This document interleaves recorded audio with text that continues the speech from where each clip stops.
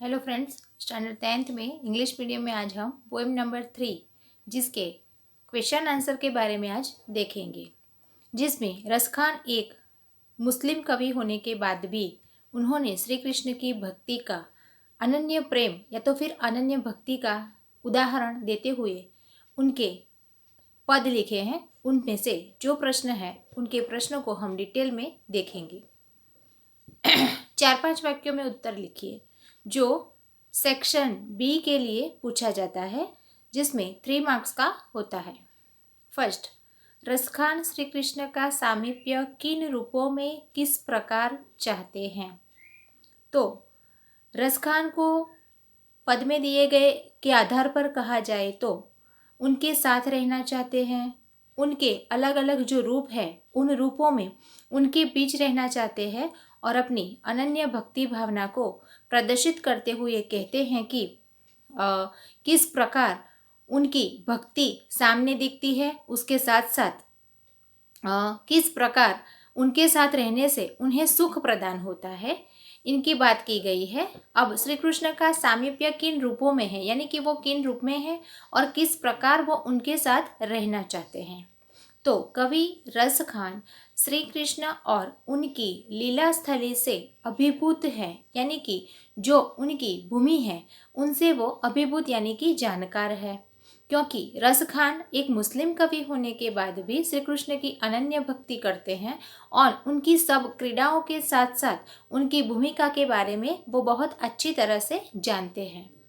वे हर उस चीज से सामीप्य चाहते हैं जिसका संबंध श्री कृष्ण से रहा है, यानी कि हर एक चीज उनको प्यारी है जो जिसका संबंध श्री कृष्ण के साथ है, यानी कि श्री कृष्ण के साथ जुड़ी हुई हर एक चीज को वो अपने साथ जुड़ना चाहते हैं।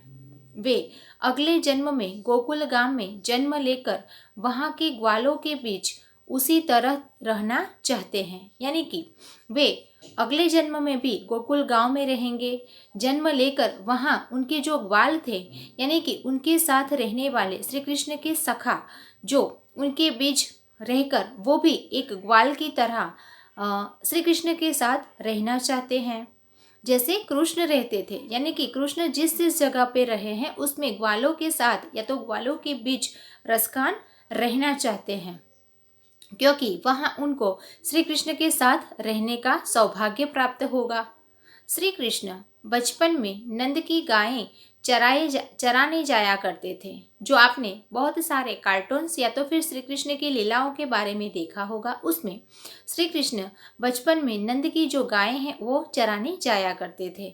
वे पशु के रूप में जन्म लेकर नंद की गायों के बीच चरना चाहते हैं, यानी कि अगर उनको पशु का अवतार मिलता है तो वो पशु के अवतार में जन्म लेकर नंद की गाय के बीच चरना चाहते हैं, यानी कि उनकी गाय बनना चाहते हैं और श्री कृष्ण की जो सुर के बास या तो बांसुरी जो बजाते हैं वो सुनकर उन गायों के बीच श्री कृष्ण के साथ भी रहना चाहते हैं।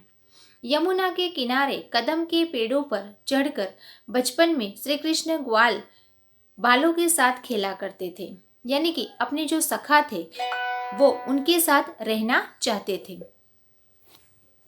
यानी कि श्री कृष्ण जो उनका जो कदम का वृक्ष था या तो पेड़ था उन पर चढ़कर बचपन में श्री कृष्ण ग्वालों के साथ जो खेला करते थे या तो जो खेल खेलते थे वहाँ भी रसखान रहना चाहते हैं। पक्षी के रूप में जन्म लेकर रसखान इन्हीं कदम के वृक्षों पर रैन बसेरा करना चाहते थे। इतना ही नहीं, यदि अगले जन्म में वे पत्थर बने तो उसी पहाड़ का पत्थर बनने की क्षमता करते थे, जिसे श्री कृष्ण ने अपने हाथों से उठा लिया था, यानी जिसका उन्होंने स्पर्श किया था, यानी कि वो पत्थर भी अगले जन्म में बनना चाहे तो वो पत्थर कौन सा, वो पहाड़ कौन सा कि जहाँ श्री कृष्ण ने अपने हाथों से उठाया था और उनका स्पर्श किया था। इस प्रकार रसखान अपने सामीप्य में इस अलग अलग प्रकार से श्री कृष्ण के साथ रहना चाहते हैं।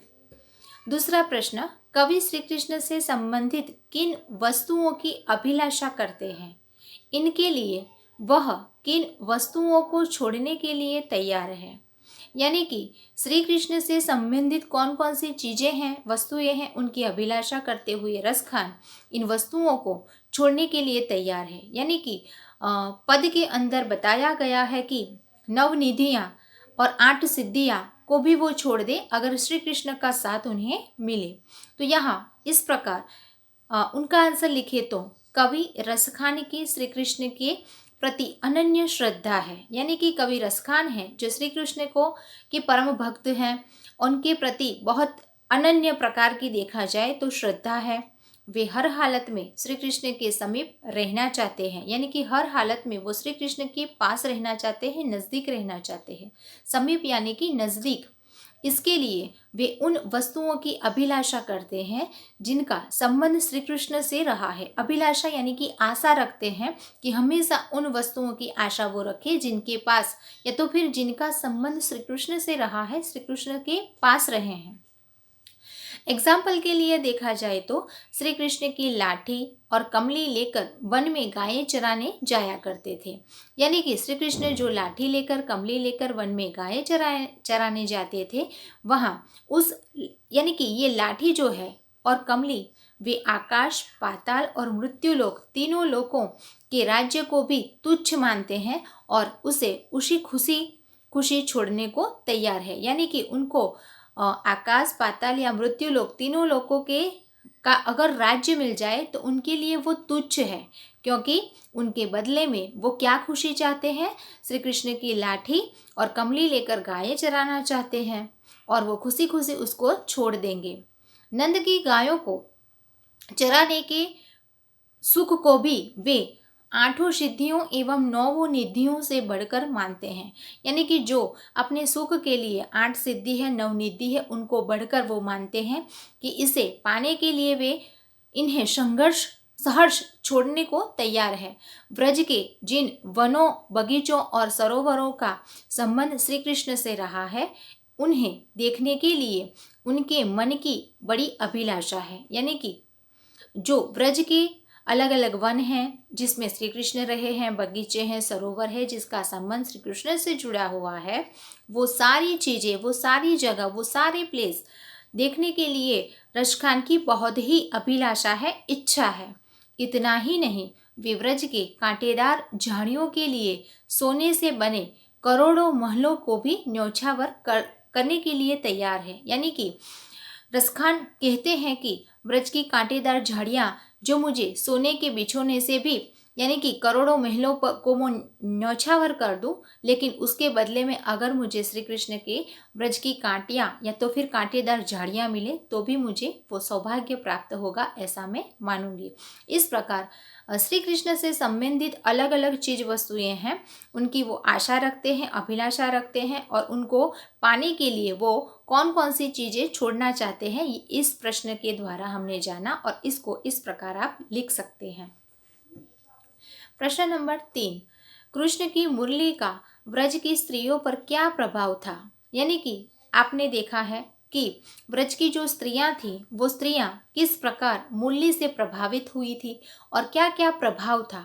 तो ब्रज की स्त्रियां कृष्ण की मुरली की धुन की दीवानी थी। यानी कि जो श्री कृष्ण एक वृक्ष के नीचे बैठकर जिस प्रकार मुरली की सुर सुनाते थे और उनकी धुन सुनकर सारी जो ब्रज की स्त्रियां थी वो सुनने के लिए अपना काम छोड़कर चली आती थी। श्री कृष्ण ने अपनी मुरली की मनमोहक तान से ब्रज की समस्त स्त्रियों को रिझा लिया है। यानी कि जो मुरली की मनमोहक तान है, धुन है, वहाँ वो धुन से या तो फिर श्री कृष्ण से ब्रज की सारी जो समस्त यानी सब स्त्रियां रिझा गई हैं अपनी मुरली की धुन से। जैसे उन्होंने ब्रज की स्त्रियों पर कुछ ऐसा जादू टोना सा कर दिया था कि वे उनके हृदय में घर कर गए थे। यानी कि कोई काम हो या तो फिर कोई ऐसी बात सुनाए कि आज नहीं जाना है, लेकिन फिर भी वो मुरली की धुन सुनते ही सारी स्त्रियां जादू टोना हो गया है, इस तरह से वो हृदय में घर कर गई है। इसलिए जब भी उनके मुरली की धुन सुनती है तब वो उनके पास, श्री कृष्ण के पास चली जाती है। हालत ऐसी हो गई थी कि किसी को किसी की परवाह नहीं थी। ब्रज के सारे स्त्री पुरुष कृष्ण की मुरली की धुन में धुन पर मुग्ध हो गए थे। यानी कि वो श्री कृष्ण को इतना प्रेम करते थे, चाहे वो स्त्री हो या पुरुष हो, कृष्ण की मुरली की धुन सुनते ही वो उनके पास चले जाते थे। नंबर 4, कृष्ण के प्रति भक्ति प्रदर्शित करने के लिए रसखान क्या क्या न्योछावर करना चाहते हैं। जो पद के द्वारा हमें मालूम है, अलग अलग चीजें हैं जो उन पर न्योछावर करना चाहते हैं। कवि रसखान के मन में श्री कृष्ण के प्रति अपार श्रद्धा है। वे अपने आराध्य देव के प्रति समर्पित है। श्री कृष्ण की लकुटी का कमली लेकर गायों को चराने के लिए वन में जाने वाला रूप उनके मन में समाया हुआ है।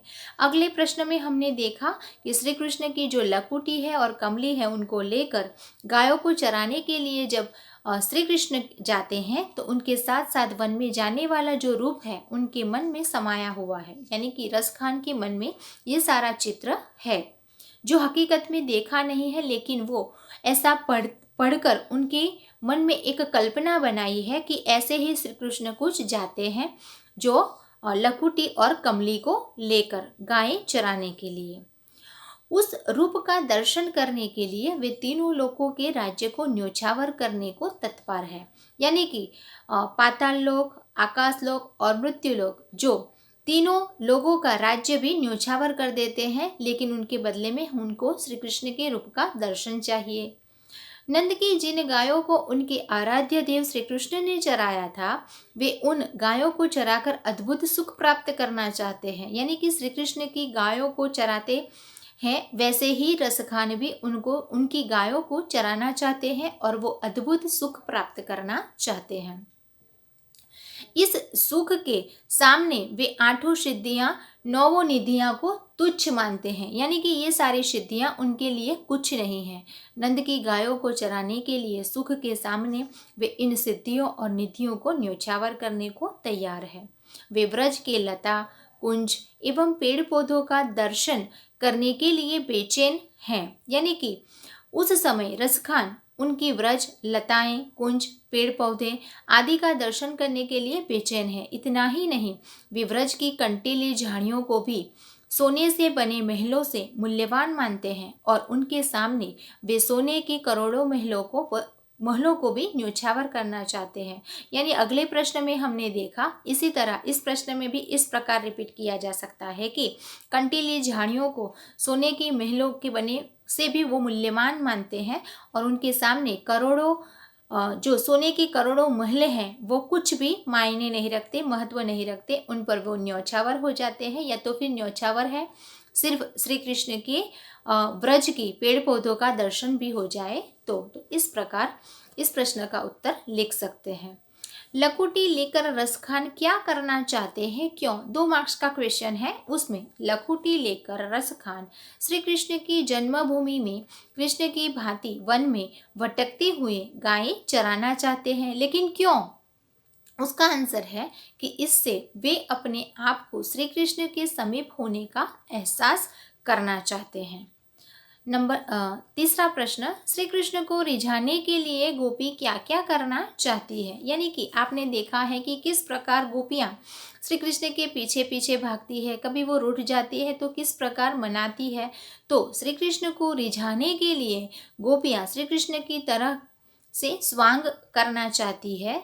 वे श्री कृष्ण की तरह अपने सिर पर मोर पंख धारण करना चाहती है, गुंजों की माला गले पहनना चाहती है तथा पीतांबर ओढ़कर और अपने हाथ में लाठी लेकर गायों के पीछे ग्वालों के साथ साथ वन में भटकना चाहती है। अर्थात कि श्री कृष्ण का वेश धारण करके वो श्री कृष्ण के जैसी नटखट बन के पूरे वन के अंदर गायों के पीछे वन में भटकना चाहती है। चौथा प्रश्न, गोपी कृष्ण की मुरली को अपने अधरों पर क्यों नहीं रखना चाहती। यानी कि गोपियों का श्री कृष्ण से निश्चल प्रेम है। वह नहीं चाहेगी कि श्री कृष्ण की मुरली को वे अपने अधर यानी कि होठ पर रखकर जूठी करे, यानी कि वो फिर अपने होठ से चुमी हुई या तो फिर बजाई हुई बंसरी फिर वो श्री कृष्ण बजाए। इस चेष्टा को अपने प्रिय के साथ विश्वासघात मानती है, इसलिए अपने अधरों पर वो अपनी मुरली यानी कि श्री कृष्ण की मुरली कभी भी नहीं रखेगी। बाकी सब वह श्री कृष्ण की तरह करेंगे। तो इस प्रकार हमने इस पोएम के प्रश्न और उत्तर अच्छी तरह से समझ लिए, जो आपको इस वीडियो द्वारा अच्छी तरह से समझ में आ जाएंगे। Okay, thank you.